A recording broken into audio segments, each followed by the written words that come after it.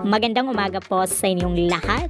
Narito po ang bagong update sa mundo ng pageantry na kung saan po ay ang pambato ng Pilipinas sa Mr. Universe 2024 na ginanap po sa Los Angeles, USA ay nagbigay ng karangalan sa bansang Pilipinas na walang iba ang pambato natin na si Mr. Marky Strom dahil nasungkit po ang Best in National Costume na tinawag na Tikbalang at nasungkit din po ang Best in Talent ng ating pambato at naging 4th Prince ng Mr. Universe 2024 na talaga namang ginalingan at nagbigay ng karangalan sa bansang Pilipinas ang pambato natin na walang iba kundi si Mr. Universe Philippines or Mr. Universe 2024 4th Prince Mr.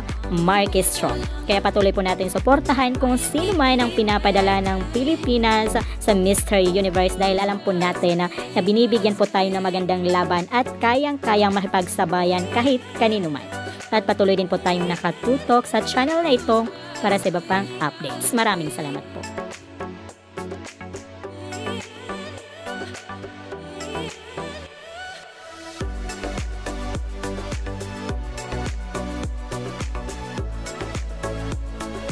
Ano kaya ang masasabi mo rito?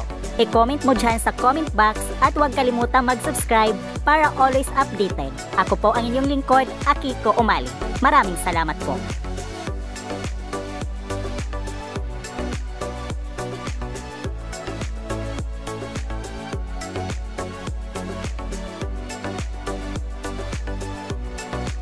Kung bago ka lang sa aking channel, huwag kalimutang mag-subscribe and click the bell para always updated sa bagong kaganapan.